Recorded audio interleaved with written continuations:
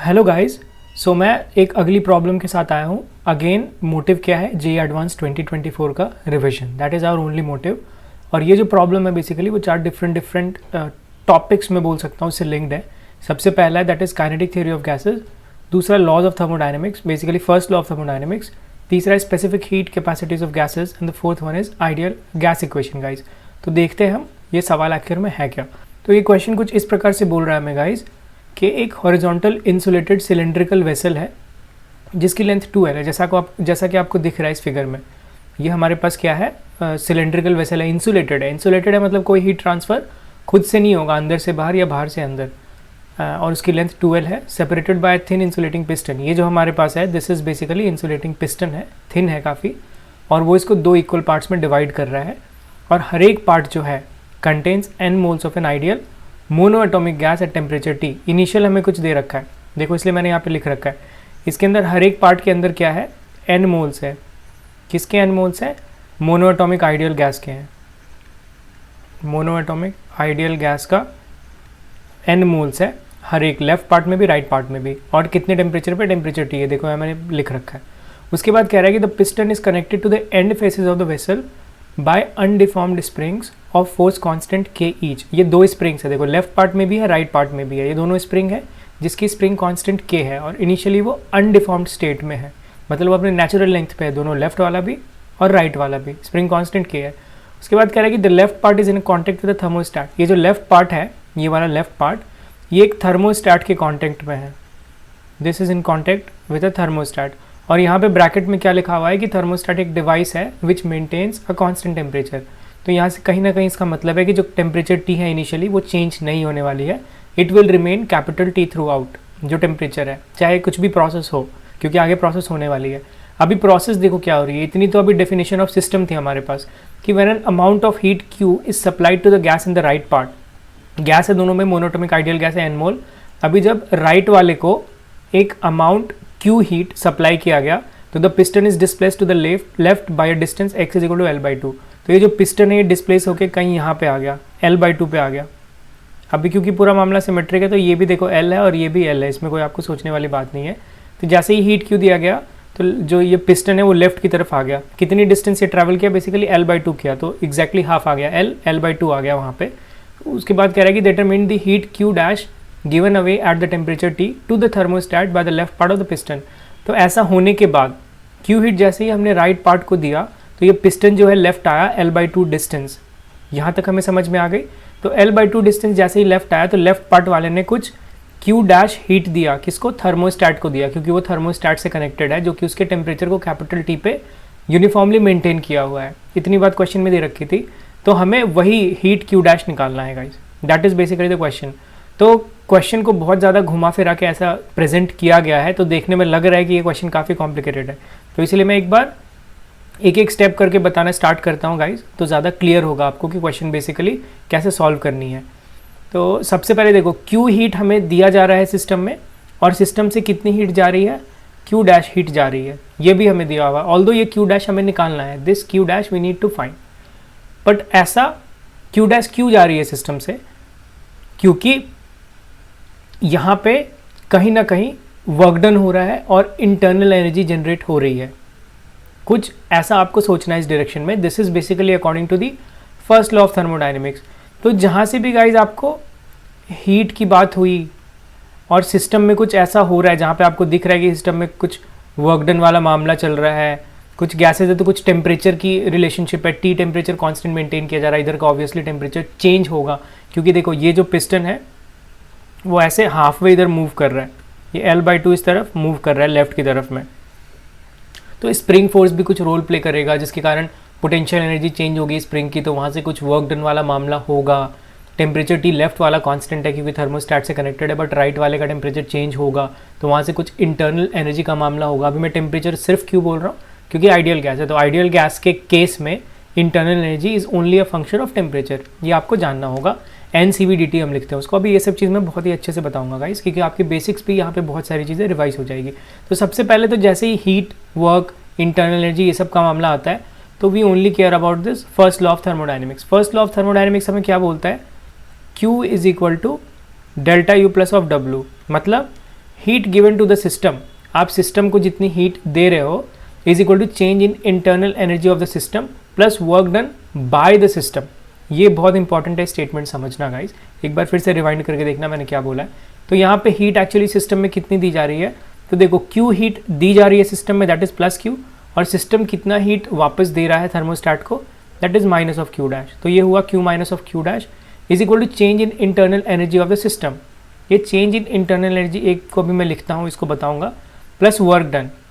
अभी work done देखो यहाँ पे कोई और प्रोसेसेस इन्वॉल्व नहीं है जो वर्क डन कर रहा है, जो वर्क डन करने वाली चीज़ है हमें सिर्फ स्प्रिंग दिख रही है यहाँ पे, वो दोनों पार्ट में, लेफ्ट पार्ट में भी है राइट पार्ट में भी है गाइस, दोनों पार्ट में हमें स्प्रिंग दिख रहा है। और ऑब्वियसली जब ये पिस्टन L/2 डिस्टेंस ट्रैवल करेगा टू द लेफ्ट, तो क्या होगा, जो राइट वाला पिस्टन है उसमें एक्सटेंशन आएगी, कितने की एक्सटेंशन आएगी, L/2 की एक्सटेंशन आएगी, और जो लेफ्ट वाला स्प्रिंग है उसमें कंप्रेशन आएगी गाइस, कितने की कंप्रेशन आएगी, वेल L/2 की कंप्रेशन आएगी, क्योंकि ये जितना ऑब्वियसली पिस्टन से कनेक्टेड है, तो एक अगर x डिस्टेंस मूव किया जा रहा है लेफ्ट की तरफ, तो राइट वाला x से एक्सटेंड करेगा, लेफ्ट वाला x से कंप्रेस करेगा, दैट्स वाई L/2 हो रहा है। Hope you get this point. तो ये हमें पता है। तो यहाँ पे जब कंप्रेशन और एक्सटेंशन हो रही है स्प्रिंग की, तो ऑब्वियसली जो वर्क डन भी हो रहा है, मतलब वर्क डन कैसे हो रहा है कि स्प्रिंग जो है पोटेंशियल एनर्जी स्टोर कर रहा है अपने में, तो work done is equal to change in potential energy of the spring होगा। ये बात भी आपको बिल्कुल क्लियर होनी चाहिए। तो अब potential energy of the spring क्या होता है, that is also we know potential energy of the spring half k x square होता है, ये आपको पता होना चाहिए। SHM वाली चैप्टर में आपने बहुत अच्छे से पढ़ा होगा स्प्रिंग के बारे में। तो यहाँ से लेफ्ट वाले में अगर देखो और राइट वाले में देखो तो दोनों में सेम पोटेंशियल एनर्जी होगा, क्योंकि एक्स दोनों के लिए सेम है। तो मैं इसको जस्ट 2 से मल्टीप्लाई कर दूंगा, 2 multiplied by half k, x कितना है L/2 स्क्वायर, तो ये जस्ट हो जाएगा 2 into half k into L/2 square. ये तो हो गया गाइज हमारे पास work done is equal to change in potential energy of the spring. क्या मैं बोल सकता हूँ work done is equal to potential energy stored in the spring.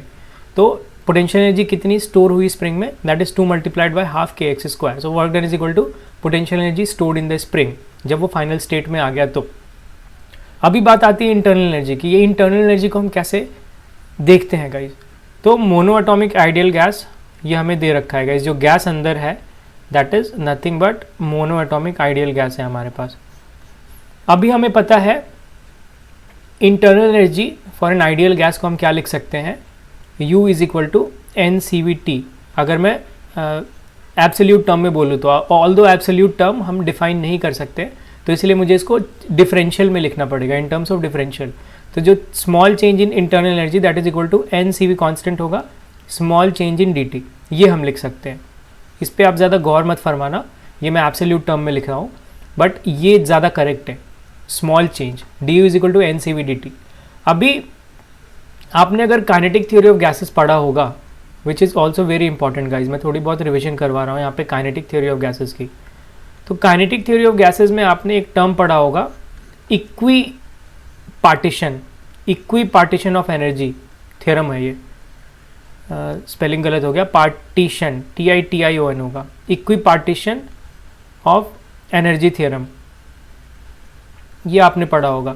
ये बेसिकली क्या बोलता है, equipartition of energy theorem क्या हमें बोलता है, तो for every degree of freedom the average energy of a molecule of a gas is basically कितना होता है, हाफ kT होता है। This is according to the equipartition of energy theorem, और इक्वी पार्टीशन थ्योरम आप बोल लो, सो which is half kT। अभी जब यहाँ पे मोनो एटॉमिक आइडियल गैस दे दिया गया है, हमारे पास गैस किस टाइप का जो मॉलिक्यूल है दैट इज मोनो एटॉमिक है। मोनो एटॉमिक के लिए जो डिग्री ऑफ फ्रीडम होता है that is basically 3 translational degree of freedom होता है for mono atomic gases, 3 translational degree of freedom होता है। तो टोटल डिग्री ऑफ फ्रीडम कितना हो गया, 3 हो गया। एवरी डिग्री ऑफ फ्रीडम के लिए average energy of molecule of a gas कितना होता है, हाफ kT। तो टोटल हमारे पास 3 डिग्री ऑफ फ्रीडम है, तो 3/2 kT हो गया हमारे पास total energy of this monoatomic gas, ठीक है। तो यहाँ पे जो K है basically that is Boltzmann constant, ये भी आपको पता होना चाहिए, this K is nothing but the Boltzmann constant. तो ये हमारे पास एक मॉलिक्यूल के लिए बेसिकली हुआ, क्योंकि उस मॉलिक्यूल के लिए 3 डिग्री ऑफ फ्रीडम थी, और हर एक डिग्री ऑफ फ्रीडम के लिए जो एवरेज एनर्जी है that is half kT, which is according to the equipartition of energy theorem. तो 3/kT एक मॉलिक्यूल का है। अभी टोटल हमारे सिस्टम पे कितने नंबर ऑफ मोल्स गिवन है, n मोल्स गिवन है। n मोल्स मतलब कितने number of molecules, that is n into N A बोल दो, एवोगाड्रो नंबर है। N A is what, Avogadro number 6.023 into 10⁻23, that is basically Avogadro number. तो इतने number of molecules हो गए, मल्टीप्लाई एवरी मॉलिक्यूल की कितनी है हमारे पास एनर्जी, 3/2 kT, के इज बोल्ट्जमैन कांस्टेंट। तो इसको मैं अगर अरेंज करके लिखूंगा तो 3/2 NA kT हो जाएगा। अभी जो ये NA मल्टीप्लाइड बाई K है, this is nothing but guys R क्या होता है, that is universal gas constant. This is universal gas constant होता है ये हमारे पास। इसकी जो बेसिकली वैल्यू होती है गाइज वो हमेशा कांस्टेंट होती है, that's why this is universal gas constant. 8.314 joule per mole पर केल्विन, ये होता है बेसिकली इसकी जो वैल्यू होती है। तो यहाँ से मैं इसको लिख सकता हूँ 3/2 nRT। This is what, this is basically the internal energy of basically that n number of, मतलब n moles of the monoatomic ideal gas जो हमने निकाला है। तो यहाँ से अगर हम small change in internal energy again find करेंगे तो दैट इज 3/2 nRDT हो जाएगा हमारे पास। This is basically small change in the internal energy, जिसको मैं अगेन लिख सकता हूँ NCV/dt। ये मैं इजीली यहाँ से लिख सकता हूँ guys. So this is what I wanted to tell you, ये मुझे रिविजन करवाना था, तो ये मैंने अभी आपको अच्छे से बता दिया। अभी चलो वापस गेट बैक टू क्वेश्चन। तो हमारे पास जो du है दैट इज 3/2 nRDT निकल कर आ गई, कैसे आई वो भी मैंने बता दिया, 3/2 nRDT। तो ये जो डेल्टा u आया है इसको मैं 3/2 nR∆T लिख सकता हूँ, लाइक दिस गाइज। तो अभी जो हमारे पास देखो यहाँ पे सारी चीज़ें अननोन है, हमें एक चीज़ सिर्फ निकालनी है जो हमें नोन नहीं है, that what is this ∆T। इसको फिर से एक बार मैं अरेंज करके लिखता हूँ, Q minus of Q dash that is equal to 3/2 nR∆T plus 2 into half k L/2 square, ये हमारे पास है गाइज। यहाँ पे देखो आपको ये Q डैश निकालनी है, तो हमारे पास यहाँ पे सारी चीज़ नोन है, 3/2 पता है, NR पता है, this Q is also given, K पता है, L/2 पता है, सब कुछ पता है। जो एक अननोन है दैट इज़ वो सिर्फ ∆T अननोन है। तो ये अभी जो नेक्स्ट टारगेट है हमारा वो ∆T निकाल कर देखते हैं गाइज। तो ये ∆T बेसिकली आप कैसे निकालोगे, तो ∆T निकालने के लिए आपको यहाँ पे बहुत सारी चीज़ें पता है। सबसे पहले तो ये फाइनल स्टेट है, जब ये L/2 यहाँ पे आ चुका है तो ऑब्वियसली ये फाइनल स्टेट एक इक्विलिब्रियम स्टेट होगा गाइज, इसको बहुत ही ध्यान से समझना। जो फाइनल स्टेट है सिस्टम की वो ऑब्वियसली इक्विलिब्रियम में होगा, अगर इक्विलिब्रियम में नहीं होगा तो वो वापस से फर्दर मूव करेगा, बट क्वेश्चन में दे रखा है कि यहाँ पे आ गया हो, मतलब ये आपको पता है कि इक्विलिब्रियम स्टेट है, जो फाइनल स्टेट है वो हमेशा इक्विलिब्रियम स्टेट है। तो इक्विलिब्रियम स्टेट में यहाँ पे आप देखोगे तो जो लेफ्ट साइड की वॉल्यूम है उसमें चेंज हुई है, दिस लेफ्ट साइड की वॉल्यूम में, राइट साइड की वॉल्यूम में भी चेंज हुई है। तो यहाँ पे अगर मैं प्रेशर बैलेंस करूँ, जो यहाँ पे प्रेशर होगी वही सेम यहाँ पे प्रेशर हो जाएगा जब सिस्टम फाइनल स्टेट में होगा। तो pressure will be same, pressure will remain same. अगर प्रेशर सेम नहीं होगा तो पिस्टन जो है एक जगह पर आकर नहीं रुकेगी, वो पिस्टन में फर्दर मूवमेंट आएगी। बट क्योंकि पिस्टन यहाँ पे रुक गया है, इसका मतलब जो लेफ्ट हैंड साइड पे प्रेशर है वो राइट हैंड साइड के प्रेशर के बराबर हो गई है। तो अभी प्रेशर किस किस चीज़ों पे यहाँ गवर्न करेगी गाइज, तो हमें पता है that pressure into volume is equal to nRT होता है। This is ideal gas equation, this we already know, ideal gas equation. तो अभी राइट साइड के लिए मैं ये आइडियल गैस इक्वेशन लिखूँ तो यहाँ से प्रेशर अगर फाइंड करना है तो nRT/V होगा। तो सबसे पहले राइट साइड में हम प्रेशर लिखते हैं। राइट साइड में देखो प्रेशर लिखूंगा तो n मोल्स होंगे, मोल्स चेंज नहीं होने वाले क्योंकि मोल ट्रांसफर नहीं हो रहा है between the right and the left. R भी सेम होगा, जो टेम्परेचर होगा वो सपोज करो कि राइट हैंड साइड की टेम्परेचर में ∆T की बढ़ोतरी आ गई है, लेफ्ट हैंड साइड की टेम्परेचर सेम है, that is T constant. Thermostat बोला गया, थर्मोस्टैट ने कांस्टेंट टेम्परेचर मेंटेन करके रखा हुआ है, बट राइट साइड में समझो कि टेम्परेचर ∆T इंक्रीज हो गई है। इंक्रीज होने की वजह से ही एक्सपेंशन आएगा गैस में और तभी ये पिस्टन जो है लेफ्ट में जाएगा, ये भी हमें पता है। सो सपोज करो T प्लस ∆T टेम्परेचर हो गया है अपॉन जो वॉल्यूम है, वॉल्यूम कितनी हो गई है गाइज, देखो length L plus of L/2 बढ़ गया है, और एरिया मान लो इस रीजन का जो एरिया है, जो पिस्टन का एरिया है, दिस एरिया, उसको A मान लो गाइज। तो यहाँ पे ऐसे लिख सकते हैं, इतनी प्रेशर हो गई राइट साइड में। और एक जो है इसकी प्रेशर को जो कम कर रहा है, देखो जब स्प्रिंग में स्ट्रेच आएगा, ऑब्वियसली राइट साइड में स्प्रिंग में स्ट्रेच आ रहा है, तो स्ट्रेच आ रहा है तो इस पिस्टन को ये वापस से इधर खींच रहा है, इधर खींच रहा है मतलब ये नेगेटिव इफेक्ट है प्रेशर का।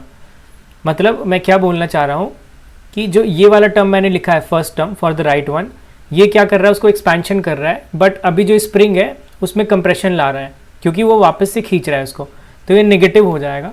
नेगेटिव ऑफ क्या होगा यहाँ पे, फोर्स अपॉन एरिया गाइस। तो फोर्स क्या होता है, के इंटू एक्स, तो k into L upon two upon A हो जाएगा। This is force upon area, that is equal to, अभी मैं लेफ्ट साइड में देखूंगा तो लेफ्ट साइड में एक्चुअली कम हुआ है वॉल्यूम, टेम्परेचर टी ही रह रहा है और area multiplied by L minus of L upon two होगा। ये हमारे पास होगा volume, basically L minus of L upon two into area volume होगा, and N R T upon V that is P plus. यहाँ पे देखो स्प्रिंग यहाँ पे अगेन पिस्टन पे इस तरफ ही फोर्स लगाएगा राइट हैंड साइड में, तो यहाँ पे एक्सपेंशन वाला नेचर है स्प्रिंग का, दैट्स वाई इसमें प्लस होगा क्योंकि ये इसकी यहाँ पे जो है प्रेशर देखो इस पे इंक्रीज कर रहा है पिस्टन पे ऐसा कुछ, और जबकि ये जो है प्रेशर बेसिकली डिक्रीज कर रहा था पिस्टन पे राइट हैंड साइड वाला, देखो ये प्रेशर इस तरफ ला रहा था, बल्कि जो फर्स्ट जो गैस है गैस हिट कर रहा होगा इस तरफ से, गैस जो हिट कर रहा होगा पिस्टन को राइट साइड में, बहुत ध्यान से देखना, वो लेफ्ट की साइड हिट कर रहा होगा बट स्प्रिंग उसको राइट की साइड ले जाना चाह रहा था, दैट्स वाई मैंने यहाँ पे माइनस लिखा है। जबकि लेफ्ट हैंड साइड वाले को देखो गैस भी इस तरफ हिट कर रहा है और स्प्रिंग भी राइट साइड लेकर जाना चाह रहा है, तो गैस एंड स्प्रिंग दोनों राइट साइड का ही फोर्स है, दैट्स वाई यहाँ पे सेम होगा बट प्लस में होगा, लाइक दिस के into L upon to, because spring force same होगा अपॉन एरिया, तो इसको आप राइट साइड लेकर जा सकते हो, दोनों प्लस में हो जाएगा।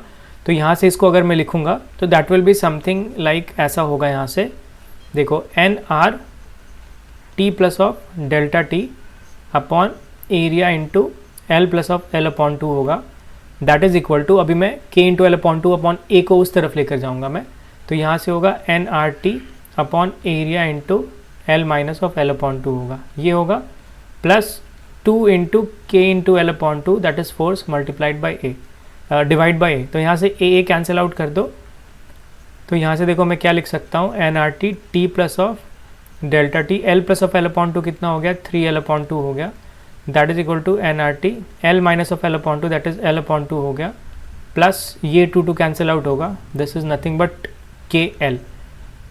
तो यहाँ से आप क्या करोगे गाइज कि सबसे पहले तो ये एल अपॉन टू यहाँ पे आप एलसीएम ले लो like this to make it simple, plus k into L square by two हो जाएगा, एल अपॉन टू से मैंने मल्टीप्लाई कर दिया है।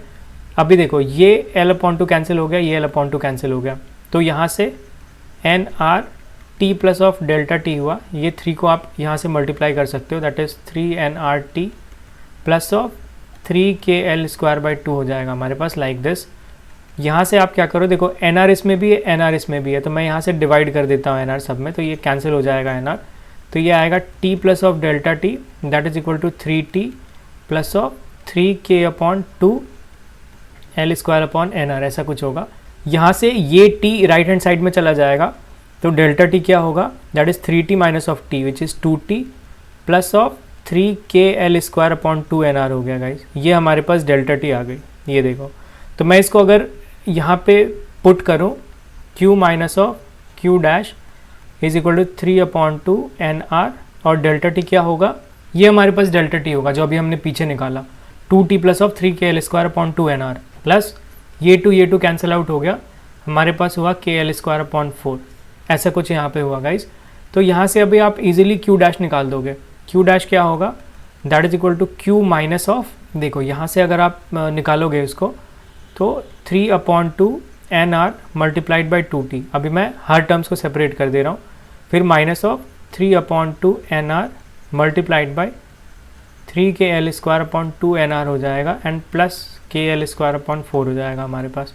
तो ये एन आर कैंसिल हो गया guys, and this will be what, q minus of this 2 cancel हो गया, 3 N R T minus of this is what 9 upon 4, 2 times 2 is 4 K L square plus K L square upon 4, ये हुआ, this is q dash.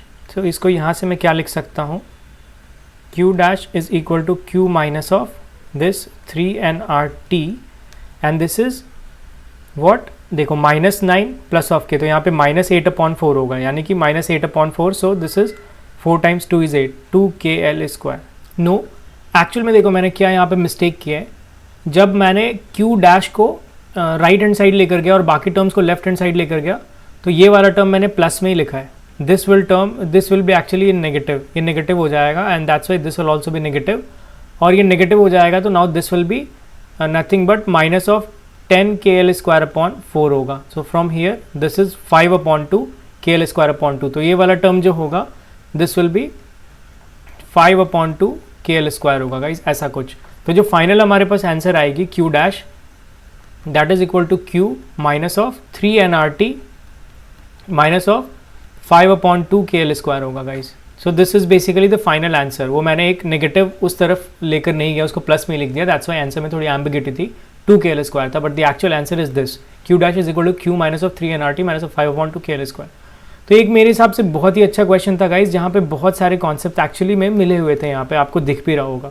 सबसे पहले तो first law of thermodynamics आपको देखते ही पता चलनी चाहिए कि यहाँ पे फर्स्ट लॉ ऑफ थर्मोडायनेमिक्स हमें अप्लाई करना है, बिकॉज कहीं ना कहीं हीट था, इंटरनल एनर्जी इन्वॉल्व थी, वर्क डन. आपको स्प्रिंग देखते ही पता चल जाना चाहिए था कि स्प्रिंग में बेसिकली पोटेंशियल एनर्जी स्टोर होती है, तो वहाँ से आप वर्क को कहीं ना कहीं रिलेट कर सकते हो. टेम्परेचर की बातें हो रही है, थर्मोस्टैट बेसिकली लगाया हुआ है which maintains a constant temperature. तो यहाँ पे आपको समझ में आ जानी चाहिए कि फर्स्ट लॉ ऑफ थर्मोडायनेमिक्स हमें सबसे पहले अप्लाई करना है गाइस.